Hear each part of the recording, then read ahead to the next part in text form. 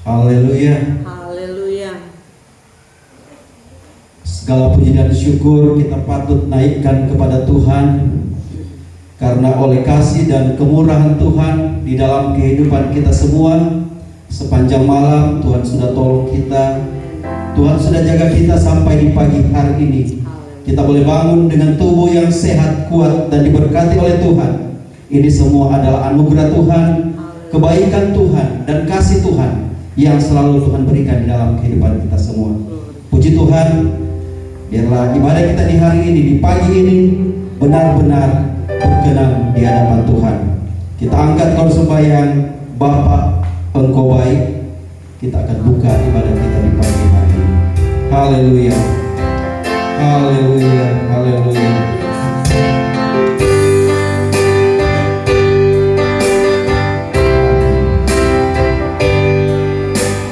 Bapa Engkau baik, amin, haleluya.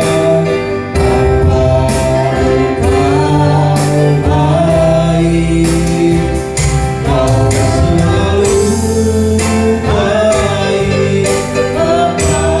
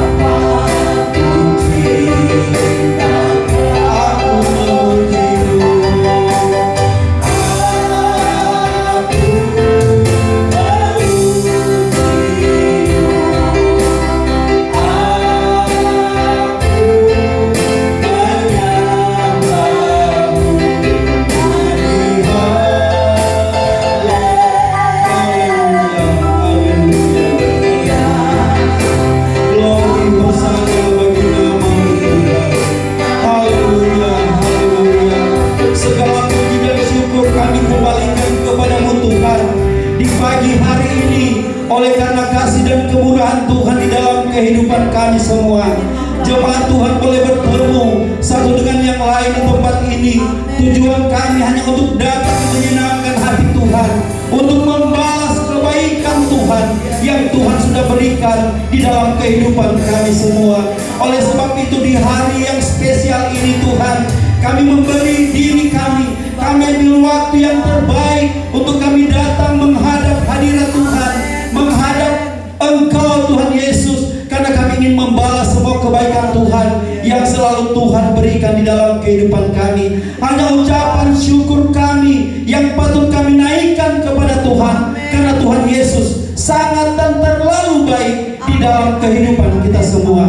Di pagi hari ini Tuhan, sebelum kami masuk dalam ibadah kami selanjutnya, biarkan berdoa bersama-sama untuk jemaat Tuhan yang masih dalam persiapan maupun dalam perjalanan menuju tempat ini.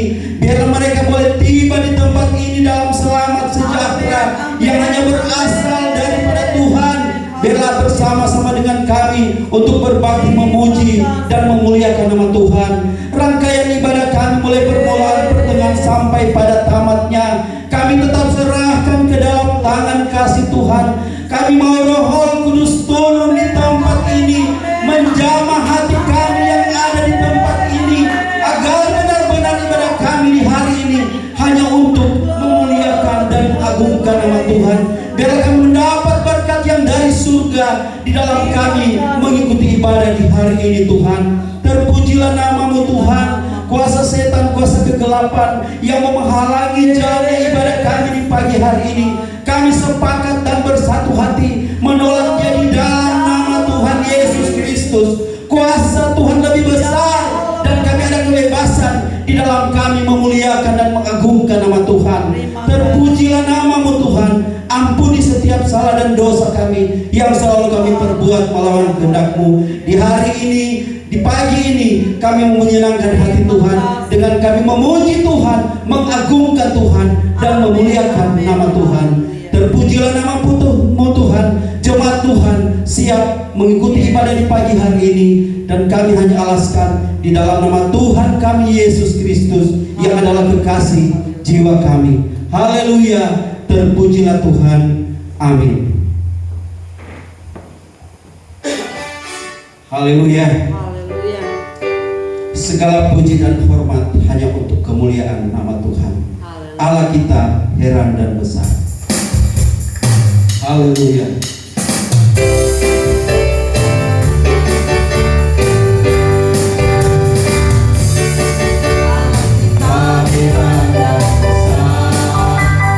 Allah yang heran, Allah yang cinta kita semua berkati dengan Dia. Allah yang heran, Allah kita heran dan besar. Allah yang heran, Allah yang cinta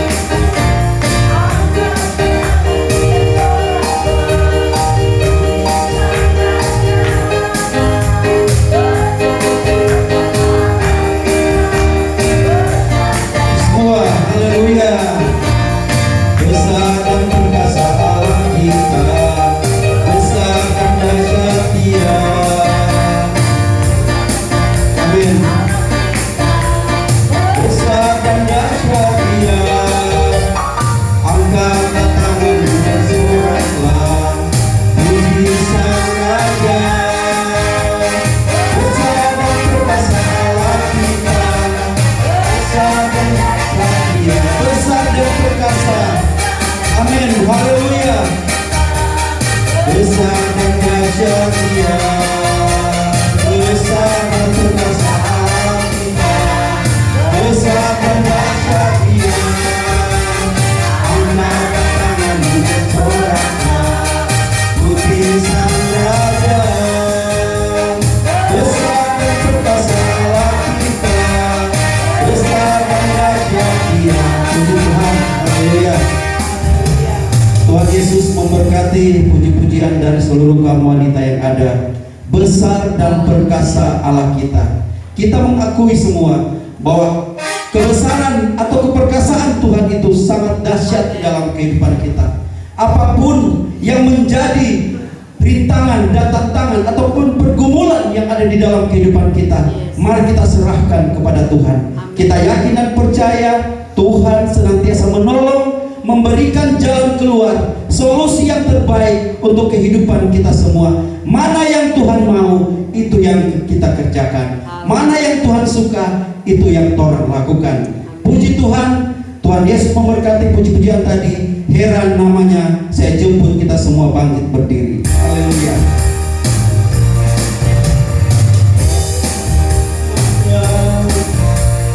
Heran namanya.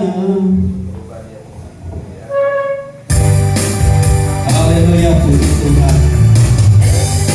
Namanya. Mari kita puji Dia. Haleluya. Heran namanya.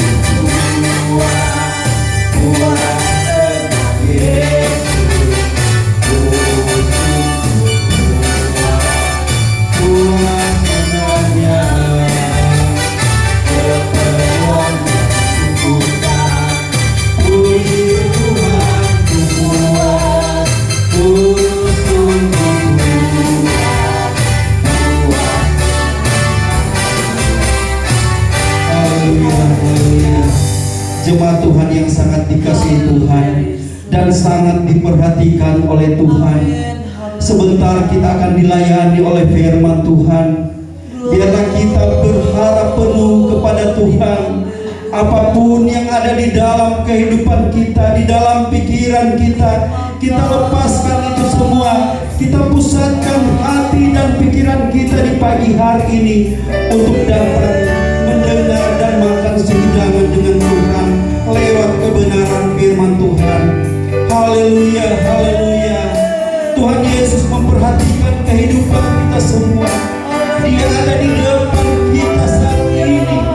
Mari kita persilahkan Tuhan Yesus masuk di dalam hati kita masing-masing. Di pagi hari ini ada kebaikan Tuhan yang akan Tuhan berikan buktikan di dalam kehidupan kita semua. Peganglah tanganku Roh Kudus. Haleluya. Kita lakukan kor ini dengan bersungguh-sungguh di hadapan Tuhan. Amin.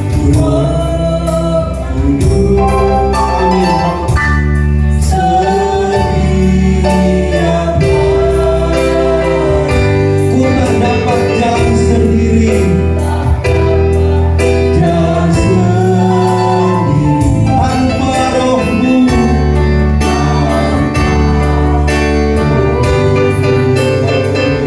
Bawalah diriku ke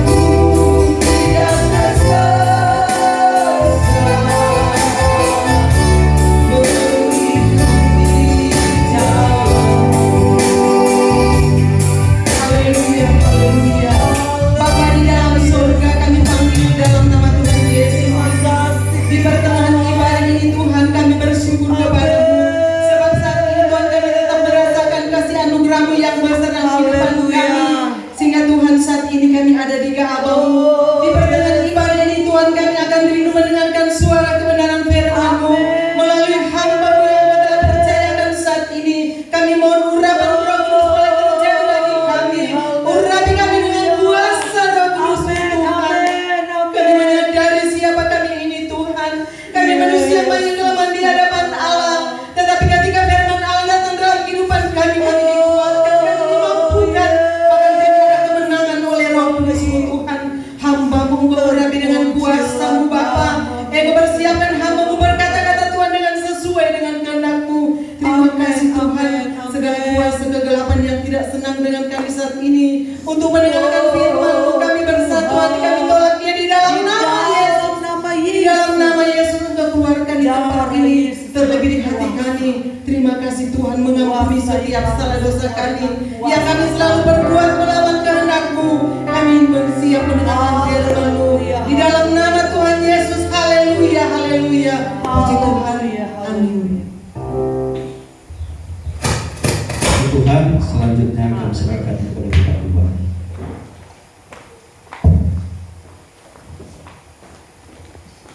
Ada haleluya. Haleluya. Ada haleluya. Haleluya. Dan Bapak Ibu Saudara, hari ini kita akan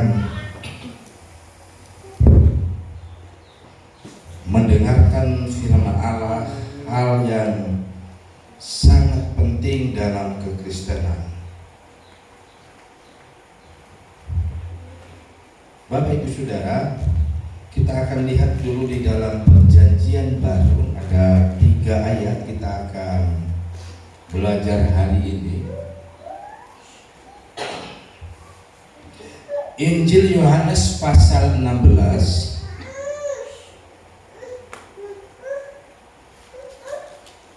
4 ayat, bukan 3 ayat, saudara. Yohanes pasal 16 ayat yang ke-8 sampai ayat yang ke-11. Yuk kita sama-sama bangkit berdiri seperti kebiasaan rohani kita, menghormati pembacaan firman awal kita. Kalau saudara sudah dapat, saudara katakan amin. Kalau yang belum dapat, lihat juga di depan. Sudah? Ayat yang ke-8 nanti yang pria, ayat yang ke-9 yang wanita, sampai ayat yang ke-11 kita bersama-sama. Hitungan ketiga ayat 8 yang pria. 1, 2, 3. Dan kalau ia datang, ia akan menginsafkan dunia akan dosa, kebenaran dan penghakiman. Akan dosa. Ulangi 1, 2, 3. Akan dosa karena mereka tetap tidak percaya kepadaku. 1, 2, 3. Akan kebenaran karena aku pergi kepada Bapa dan kamu tidak melihat aku. 1, 2, 3.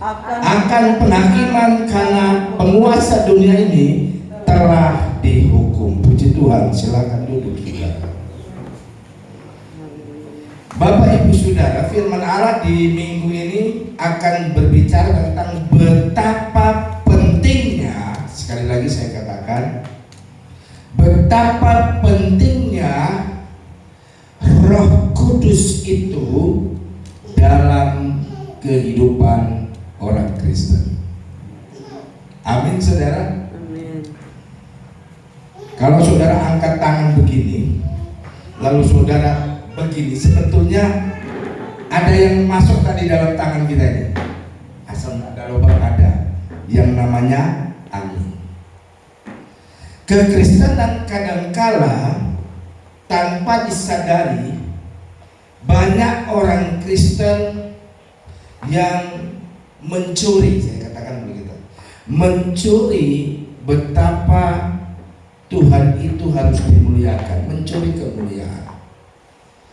Ada ibadah yang salah otentiknya itu esensinya, saudara.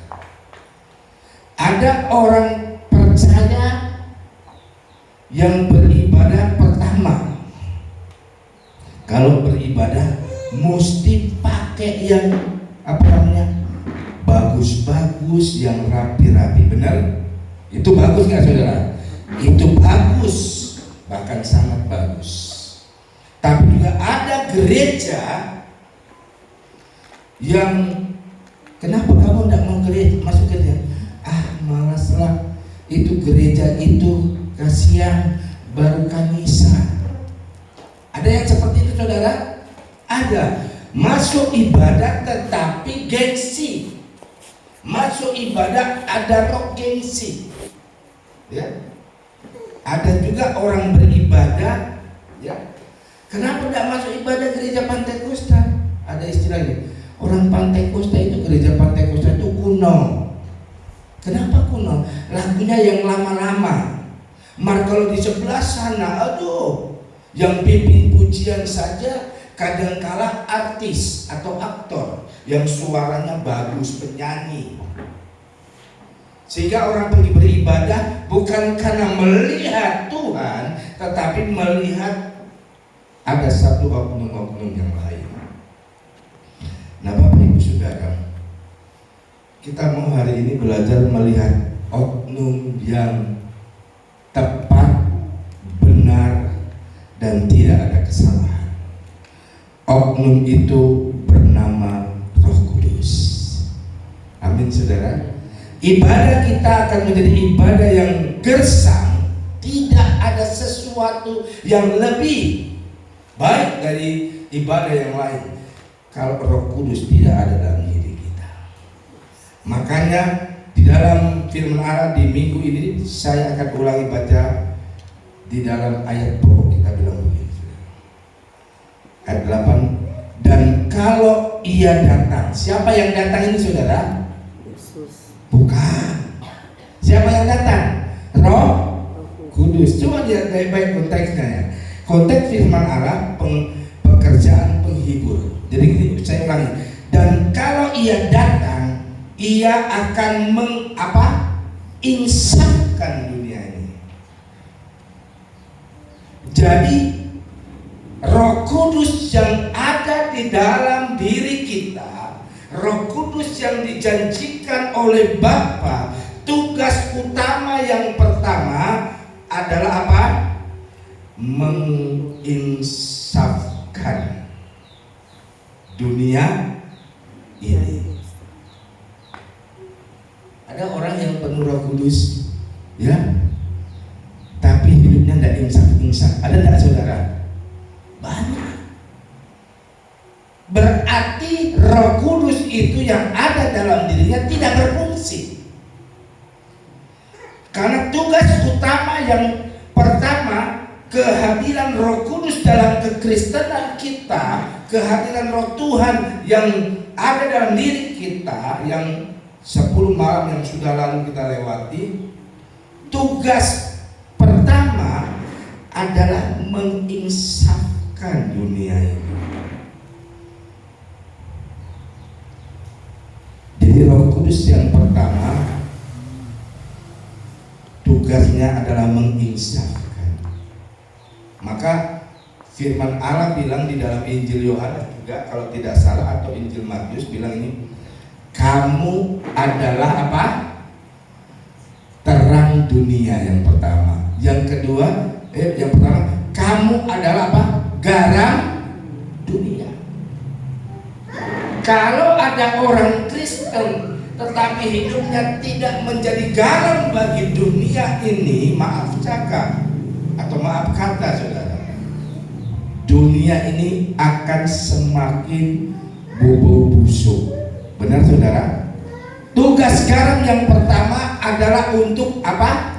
Menahan kebusukan. Tugas pertama orang Kristen, kenapa kita penuh dengan Roh Kudus? Yang pertama, kita untuk menginsafkan dunia ini. Ya. Kalau orang Kristen sudah tidak jadi berkat, kalau orang Kristen sudah tidak menjadi alatnya Tuhan,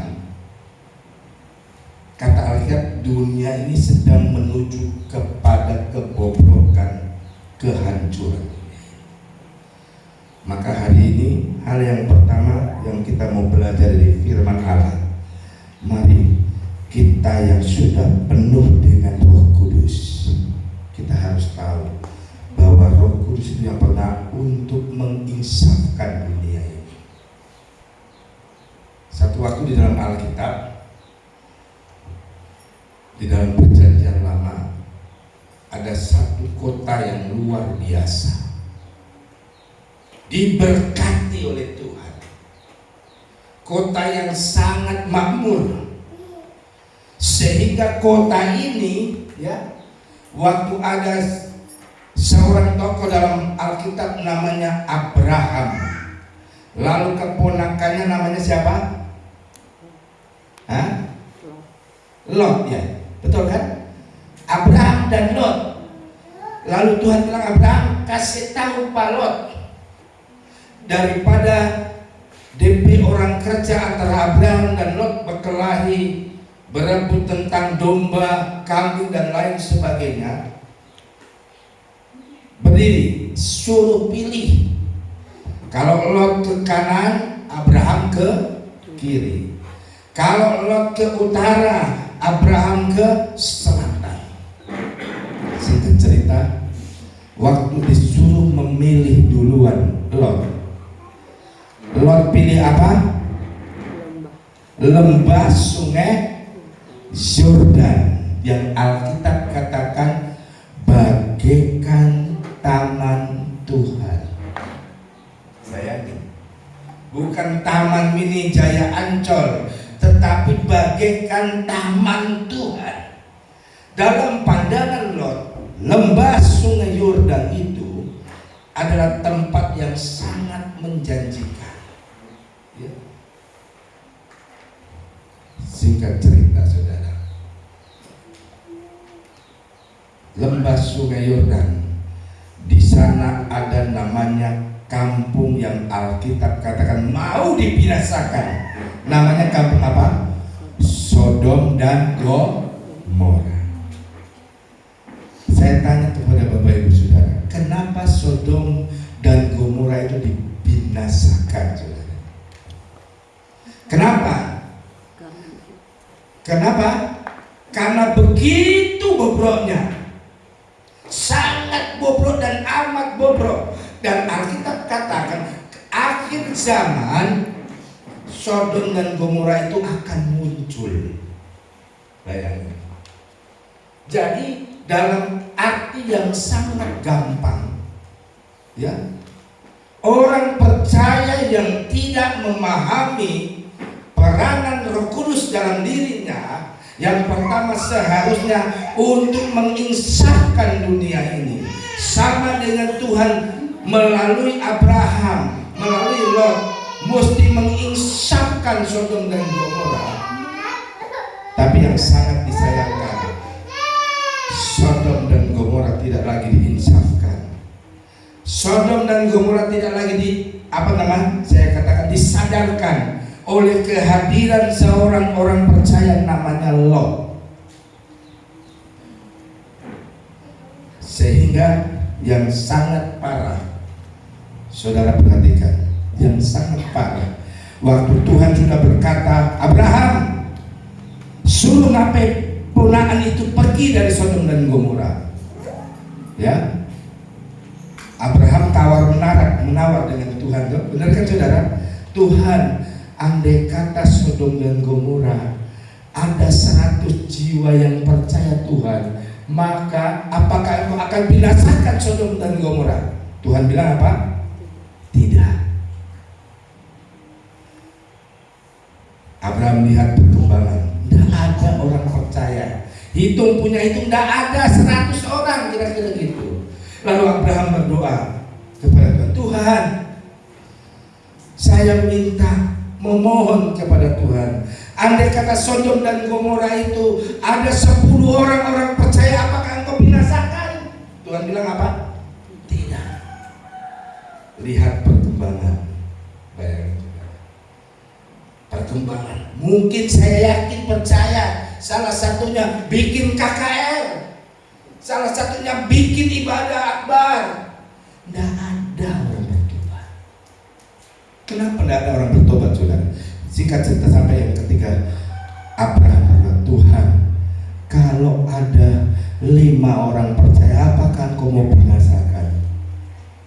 Tidak karena yang 5 orang itu. Apa yang terjadi, saudara? Tidak ada juga orang yang bertobat. Bapak Ibu Saudara, kenapa tidak ada yang bertobat? Jawabannya hal yang pertama, karena orang Kristen, saya boleh katakan, karena Lot dan keluarganya, dia menjadi orang percaya, dia menjadi hamba Tuhan, dia menjadi umat Tuhan, dia tidak memperansertakan Roh Kudus dalam dirinya. Maka Alkitab katakan, Abraham, tidak ada ampun lagi. Aku harus binasakan kota Sodom dan Gomora. Sebelum detik-detik dibinasakannya, dihancurkannya kota Sodom dan Gomora, ada utusan Tuhan. Ada utusan Tuhan, malaikat Tuhan datang ke rumah Lot. Kan itu saudara, datang ke rumah Lot. Lalu masyarakat yang ada di Sodom Gomora, dia lihat ada tamu di rumah Lot itu. Ya, ada tamu di rumah orang percaya itu. Lalu masyarakat bilang, "Hoi, Lot, kasih keluar. Ngadapi tamu, kasih keluar." Lot bilang gini, "Iya, coba tamu. Aku punya anak perempuan, masih cakap, masih perawan. Ambillah dia, perkosalah dia." Bayangin coba. Begitu jahatnya, begitu bejatnya kota Sodom dan Gomora, sampai cakap, bahasa saya bilang ini, sampai malaikat saja datang, dia mau perkosa. Kan sangat begitu jahat, saudara. Sehingga tidak salah, kota yang sudah begitu bobrok, firman Tuhan bilang, Tuhan kirim api keluar menghanguskan kota Sodom dan Gomora. Kenapa kota Sodom dan Gomora dihanguskan? Sekali lagi saya katakan, karena orang percaya tidak memahami fungsi yang utama dan yang pertama dari Roh Kudus itu harus menginsafkan dunia ini. Bapak Ibu Saudara, penulis lagu yang sekarang hamba Tuhan sudah meninggal, dia menulis lagu yang berkata, hidup ini adalah kesempatan. Hidup ini adalah kesempatan. Hidup ini untuk apa? Melayani Tuhan. Ada waktunya Bapak Ibu Saudara, kita nggak punya lagi kesempatan untuk melayani Tuhan. Ada waktunya kesempatan untuk menyenangkan, melayani, menyenangkan hati Tuhan itu habis dalam hidup kita. Karena apa habis kesempatan? Karena seringkali kita tidak melayani untuk memuliakan Tuhan. Hamba Tuhan yang menciptakan lagu ini, dia hamba Tuhan orang Ambon. Dia melayani di tempat yang sangat sulit, tetapi sesulitnya dia tetap ingin, selagi ada kesempatan dia mau melayani Tuhan. Kalau saya tarik dengan pelajaran dari kota Sodom dan Gomora, ada banyak waktu yang sudah dibuang oleh keluarga Lot, yang seharusnya dia menjadi berkat di kota itu. Dia yang Alkitab katakan kota lembah sungai Yordan, yang bagaikan taman Tuhan itu, yang bagaikan penuh dengan berkat, seharusnya penuh dengan kemuliaan, tetapi tidak. Akibatnya Tuhan hancurkan Sodom dan Gomora. Ini contoh yang pertama Bapak Ibu Saudara. Ini contoh yang pertama. Kehancuran kota Sodom dan Gomora karena orang percaya tidak memahami peran dari Roh Tuhan, Roh Kudus itu. Peran dari Roh Kudus kita sudah tahu lewat Yohanes 16 ayat 8 dikatakan, dan kalau ia datang, ia dia akan menginsafkan dunia ini. Apa yang diinsafkan saudara? Cara hidup yang tidak baik. Menginsafkan dunia ini dari dosa. Dari dosa. Ya. Itu sebabnya ya, melalui kebenaran firman Allah hari-hari ini, kalau di sini mungkin ada tetapi kuantitasnya sedikit. Ada istilah begini, dia manusia tetapi tidak seperti manusia. Ngerti maksud saya saudara? Dia manusia, dia orang percaya tetapi tidak seperti orang percaya. Apa maksud saya saudara? Saya kasih contoh. Ada banyak orang percaya yang hidupnya diikat oleh kekuatan kuasa gelap.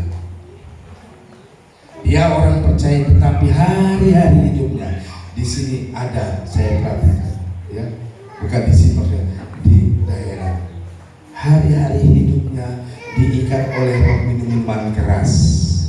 Ada enggak saudara? Ada. Sehingga dia manusia tapi seperti bukan manusia. Kenapa? Jam 8 pagi, jam 9 pagi dia sudah mabuk teriak. Itu baru satu contoh.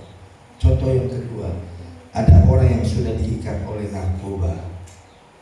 Dan saya perhati, ada banyak keluarga muda, anak-anak muda, ini tangannya sudah lupa disilet-silet. Itu korban apa saudara? Korban narkoba. Orang yang diikat oleh narkoba, ya, jangankan nasihat orang tua, nasihat istri, nasihat firman kadang-kala dia tidak dapat dengar lagi. Kenapa nggak dapat dengar? Orang yang sudah terikat benar dengan narkoba, menurut dunia kesehatan, DP apa? Saraf kena. DP saraf kena. Jadi kalau orang sarafnya kena, gak ada cara lain. Kalau mau insafkan, dia harus ada di penjara, dia diisolasi, ya, dia dibuat maaf cakap seperti binatang dengan keras. Kalau dia mau sembuh, kalau cucunya tidak sembuh, so konslet. Ini pengaruh. Dia manusia tapi seperti bukan manusia, karena hidupnya diikat. Itu sebabnya melalui kebenaran firman Allah hari ini, Bapak Ibu Saudara, hal yang pertama, kalau kita menyadari kita penuh dengan Roh Kudus, kita ada Roh Kudus, mari hidup kita harus melangkah untuk menginsafkan dunia ini akan dosa. Arti yang paling gampang tadi saya katakan, selagi ada kesempatan, mari kita mau melayani dan menjadi berkat. Bukan hanya sekedar melayani, tapi pelayanan kita ini harus jadi berkat. Katakan amin. Contoh yang terakhir dalam Alkitab, kitab Ayub. Saudara kenal Ayub kan? Lewat firman Allah. Kata Alkitab di dalam Ayub bagian pertama, pasal pertama, Ayub ini adalah seorang yang kaya raya di sebelah timur. Ya. Tidak hanya sekedar kaya raya, Ayub ini adalah seorang yang saleh di hadapan Tuhan. Bahkan semasa Ayub tidak ada orang yang sesaleh Ayub. Tapi satu ketika waktu Ayub hadapi ujian, Ayub ditinggalkan oleh sahabat-sahabatnya. Ayub ditinggal mati oleh 10 anaknya. Baru yang ketiga ini yang paling sakit, saudara. Istri Ayub meninggalkan dia. Bahkan sebelum meninggalkan dia, istri Ayub bilang ini, "Yuk, kutuki ayahmu." Ayahmu, betul ya? Ayahmu atau Allahmu? Kutuki Allahmu dan matilah kau. Bayang. Istri yang diberkati dalam nikah yang kudus, Satu waktu istrinya stres, depresi, dan seperti bahasa tadi manusia tapi seperti bukan manusia. Istri kesayangan Ayub satu-satunya, dia berkata, "Yuk, kutuk itu Yesus. Setelah kau kutuki dia, kau kutuki Allahmu itu, matilah kamu." Kenapa istrinya berkata seperti itu, saudara? Karena dalam pandangan istrinya, dalam sikap istrinya, Ayub sudah tidak dianggap suaminya. Kenapa tidak dianggap suaminya? Karena keadaan Ayub, keadaan yang sangat-sangat menjijikkan. Kulitnya dari batok kepala sampai ujung kaki penuh dengan luka yang sangat gatal. Dan untuk menggaruk, menghilangkan rasa gatal itu, dia harus garuk dengan pecahan beling atau kaca. Nah, Bapak Ibu Saudara yang dikasihi oleh Tuhan, apakah Ayub mengutuki Tuhan, Bapak Ibu Saudara? Kalau saudara lihat di dalam kitab Ayub, ada. Bahkan Ayub bilang pada istri kesayangannya, "Sayangku, istriku." Kalau bahasa di HP saya, tapi kasih nama my lope-lope, ya. My lope-lopeku. Jangan kamu hanya menerima apa yang baik dari Tuhan, terima juga apa yang tidak baik dari Tuhan. Yakinlah ada maksud Tuhan. Bayangin, kenapa Ayub bisa berkata demikian, Bapak Ibu Saudara? Karena sekali lagi Ayub tahu hidupnya ini harus jadi berkat. Amin, saudara. Hidupnya ini harus jadi berkat. Dengan kata lain, Bapak Ibu Saudara, kalau mau jadi berkat, kadang-kadang Tuhan izinkan sesuatu yang sangat berat, tidak dapat kita pikul, tapi jangan pernah kita berhenti jadi berkat Tuhan. Maka di dalam Ayub pasal terakhir, Tuhan pulihkan keadaan Ayub 2 kali lipat. Itu sebabnya hal yang pertama, mari kita harus tahu peran Roh Kudus dalam kehidupan kita. Peran Roh Kudus supaya kita mau, Tuhan mau kita jadi berkat selagi ada kesempatan. Ya. Meskipun mungkin keadaan ekonomi kita seperti kota Sodom dan Gomora, sepertinya begitu hal yang menyakitkan, tapi jangan pernah takut. Selagi kita meyakini ada Roh Kudus dalam diri kita, Tuhan akan tolong kita.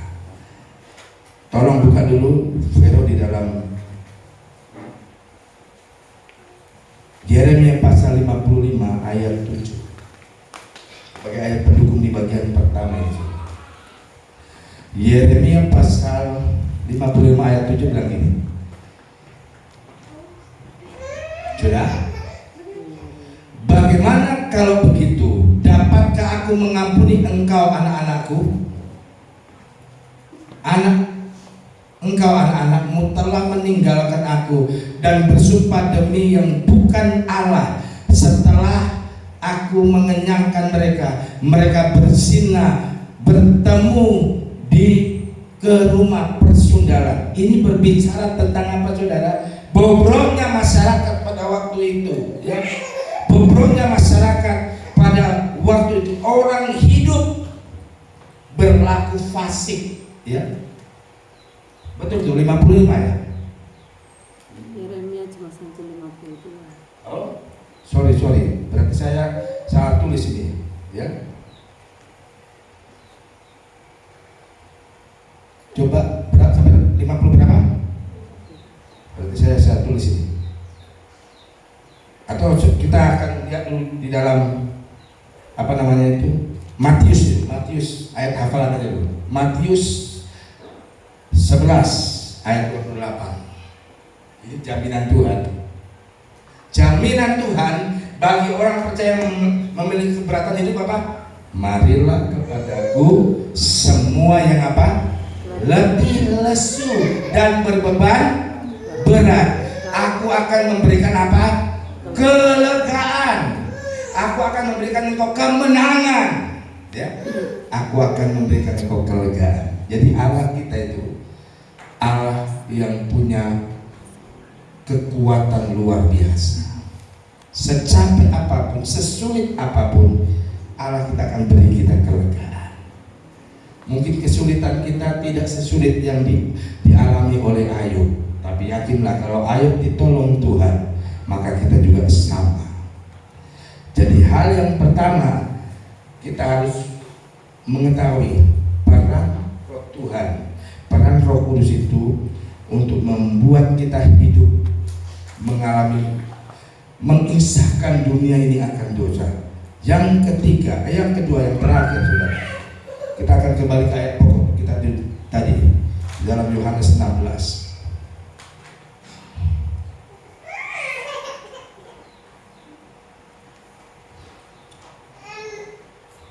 Ayat yang ke-10, saudara perhatikan. Yohanes 16 ayat 10.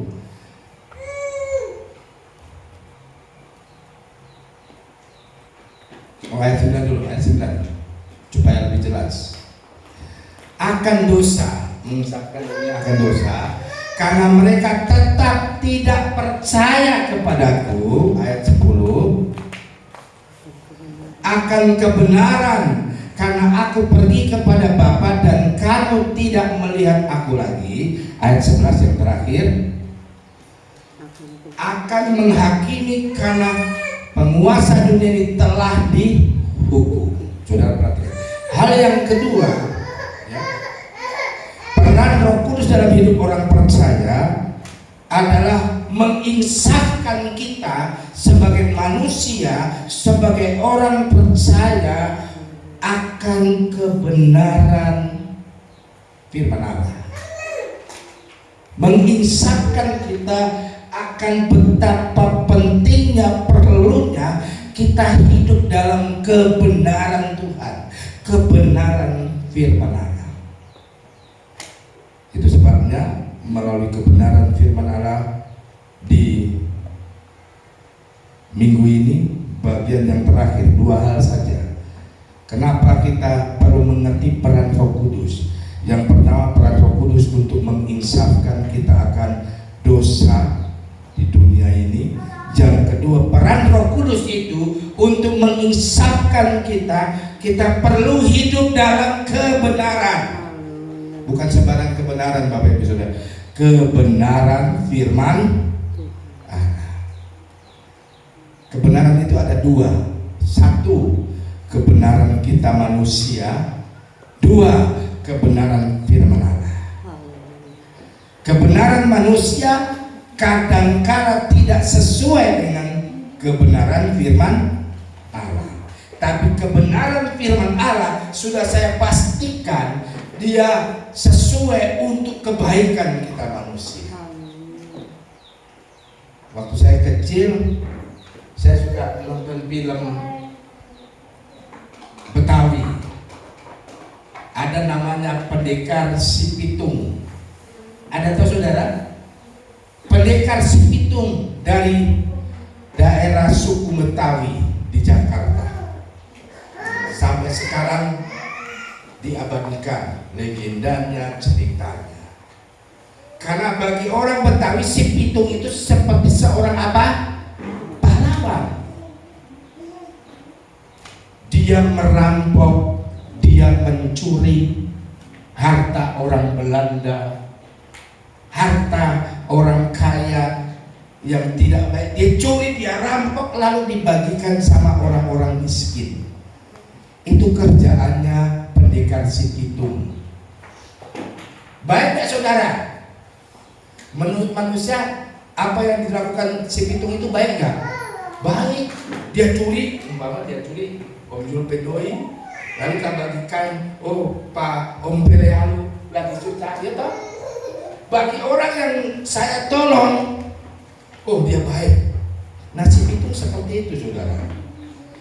Legenda cerita Pendekar Si Pitung, dia seperti itu.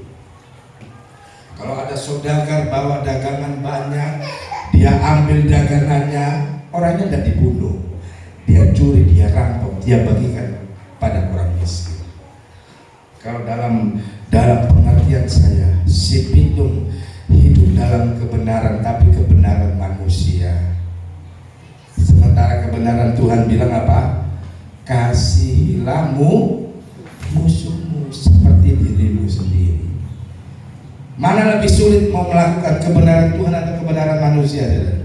Kebenaran Tuhan. Tetapi melalui kebenaran firman Allah. Mari. Yang kedua, mari kita hidup di dalam kebenaran Tuhan. Bagaimana kita bisa hidup dalam kebenaran Tuhan? Ayat yang paling terakhir. Hanya dua hal ini yang kita harus lakukan. Kisah para Rasul pasal 3 ayat 19 dan 20. Ayat yang paling terakhir, Saudara. Kisah para Rasul 3 ayat 19. Ya. Saya akan baca dari tempat ini. Karena itu sadarlah dan bertobatlah supaya dosamu dihapuskan. Ayat 20, agar Tuhan mendatangkan waktu apa? Kelegaan. Seperti dalam Matius tadi, marilah kepada semua yang letih lesu dan beban berat, ya. Agar Tuhan mendatangkan waktu kelegaan dan mengutus Yesus dari semula untuk diuntukkan bagi siapa? Diuntukkan bagimu sebagai Kristus. Luar biasa ini ayat ini, Saudara. Dan kita harus punya dua mata rohani yang penting, sadar dan bertobat. Waktu kita dengar firman Allah, kita sadar Tuhan, firman-Mu kebenaran. Kalau kita hidup dalam pertobatan, maka jaminan firman Allah, ya, Tuhan akan memberikan waktu kelegaan bagi kita. Dan tidak hanya sekedar tebakan, Tuhan sudah datang secara pribadi untukmu. Katamu ini boleh saya, boleh Bapak Ibu Saudara. Tuhan akan datang secara pribadi kepadamu dan Dia berkata, engkau luar biasa. Kenapa luar biasa? Karena engkau menjadikan Yesus itu Kristus. Apa arti Kristus, Saudara? Yang diurapi. Artinya kita jadi orang Kristen yang tidak hanya sekedar Kristen, tapi hidup kita hidup yang diurapi. Segala hormat dikembalikan buat Tuhan yang sudah menolong dan memberkati hidup kita melalui kebenaran firman. Mari kita sama-sama bangkit berdiri. Kita akan berdoa buat firman waktu kami berikan kepada Ibu Gembala.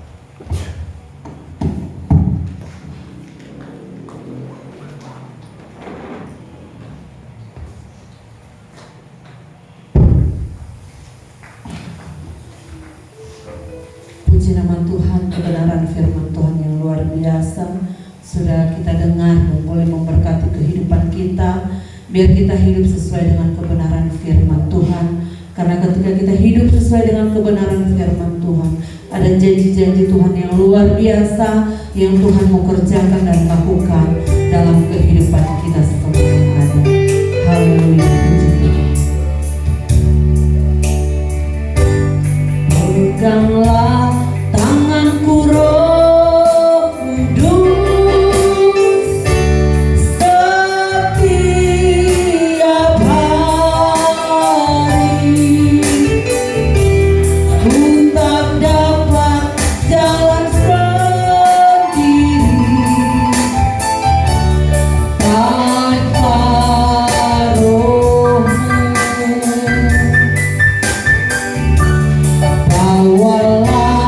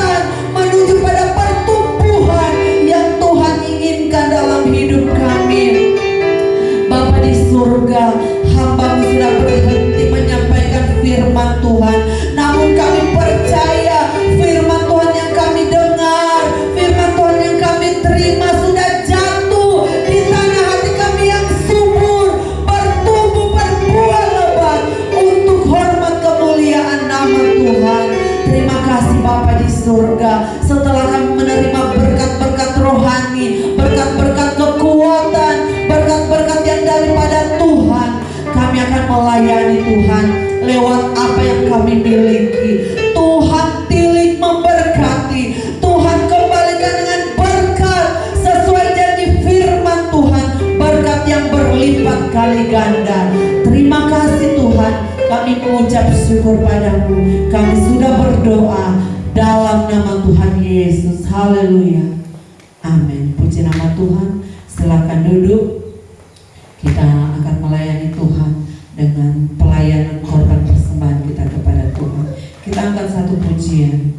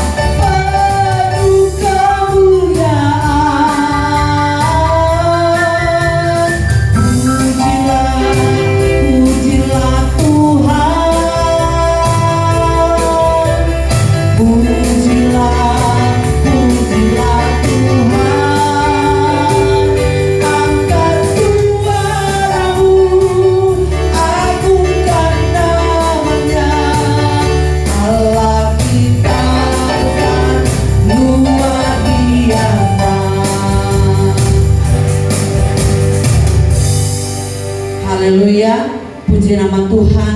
Tuhan memberkati setiap korban pelayanan saudara. Dan kita akan masuk pada acara selanjutnya, yaitu pengumuman. Untuk pengumuman, ibadah kita tetap berjalan seperti biasa. Untuk hari Kamis, ibadah rayon di Pastori. Jadi sama-sama kita datang beribadah, memuji, memuliakan nama Tuhan. Kita tinggikan Tuhan. Dan hari Minggu kita kembali bersama-sama di tempat ini, bersyukur kepada Tuhan atas kebaikan-kebaikan Tuhan dalam hidup kita. Mari kita sebagai orang percaya, sebagai umat Tuhan, jemaat GPDI Mawar Saron, torang ajak torang pe keluarga, torang ajak torang pe anak-anak, suami istri, untuk torang sama-sama datang beribadah kepada Tuhan, bersyukur kepada Tuhan, memuji, memuliakan nama Tuhan. Karena segala sesuatu yang kita kerjakan di dalam Tuhan tidak ada yang sia-sia. Tuhan senantiasa memberkati segala sesuatu yang kita kerjakan untuk kemuliaan nama Tuhan. Puji Tuhan. Dan ada pengumuman selanjutnya. Ini dari sekolah SMK Negeri 1 Silian Raya. Ada surat yang masuk. Saya akan bacakan perihal sosialisasi penerimaan peserta didik baru. Kepada yang terhormat GPDI Mawar Saron, dengan hormat sesuai keputusan Kepala Sekolah berdasarkan rapat Dewan Guru dan Staf Tata Usaha tentang penetapan kebutuhan pemilihan peserta didik baru tahun pelajaran 2024-2025 di SMK Negeri 1 Silian Raya, maka akan membuka kesempatan kepada warga masyarakat lulusan SMP sederajat yang berminat dan memenuhi syarat untuk menjadi peserta didik baru di lingkungan SMK Negeri 1 Silian Raya dengan dibukanya program-program jurusan sebagai berikut. Yang pertama, teknik kendaraan ringan, 2 asisten keperawatan dan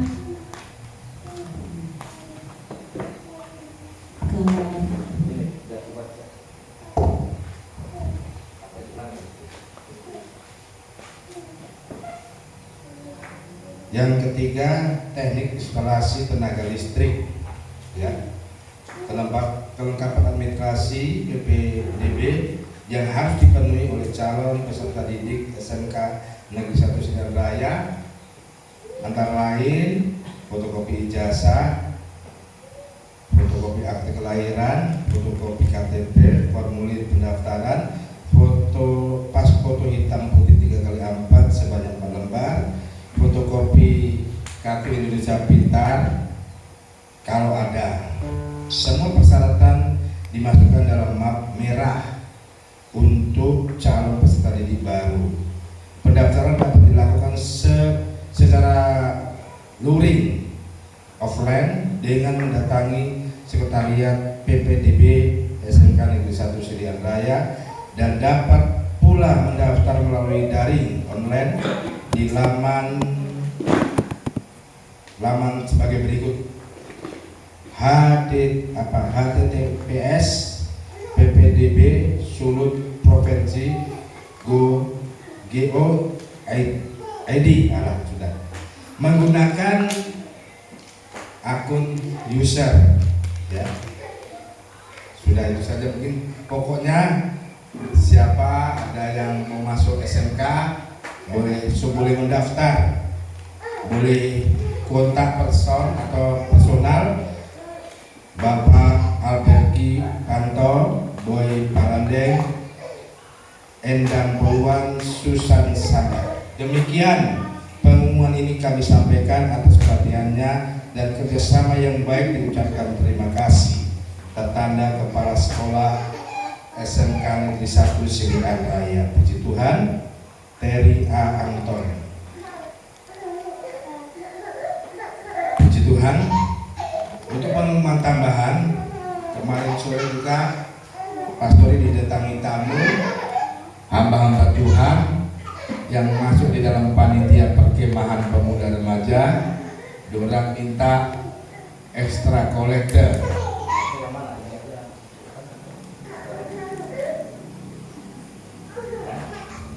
Jadi kalau masih ada sisa-sisa berapa, kita akan bantu sebentar untuk ekstra panitia perkemahan, ya. Kalau tambahkan, biar ini nanti kita tambahkan karena orang belum banyak toh. Karena ada 2 disuruh beli, mau ekstra kolektor atau mau panggil gembala datang melayani, kita kasih gembala dan kasih ekstra kolektor. Jadi saya bilang, orang masih baru, kasihan, biar tuh ekstra berapa dapat itu. Itu pengumuman tambahan. Pengumuman tambahan terakhir, kemarin gembala sok keliling mencari harga tela yang sedikit murah, sudah dapat, saudara, ya. Sudah dapat tela harga sedikit murah 1.100. Jadi gembala pesan 3.000 karena mungkin 2 kali kerja arisan, so boleh basusul, kemungkinan seperti itu. Jadi 3.000 ini so ada Tuhan kirim orang-orang yang hebat.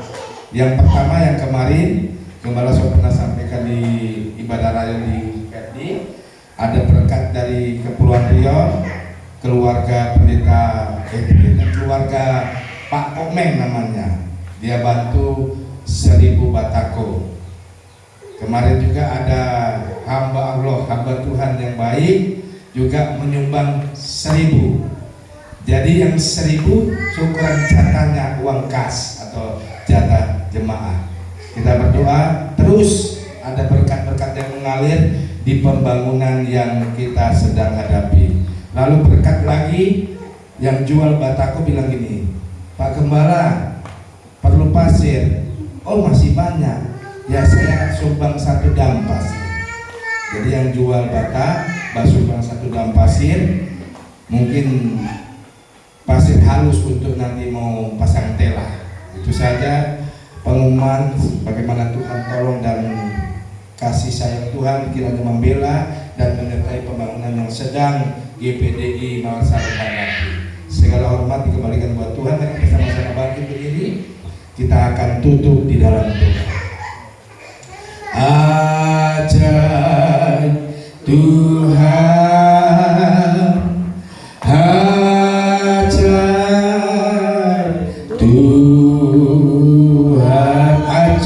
Tuhan. Ajaib Tuhan, ajaib Tuhan. Penghujung ibadah kami saat ini di belakang mimbar-Mu yang sangat kudus ini, Tuhan Yesus, kami hamba-Mu mengangkat tangan, memohon dan meminta seberapa umat-Mu yang hadir di minggu ini. Sertai setiap kehidupan pribadi dan keluarga umat-umat-Mu dengan kasih, berkat, anugerah dan mujizat dari Tuhan menjadi bahagian kehidupan kami yang hadir di pagi memasuki siang ini. Setiap pekerjaan umat-Mu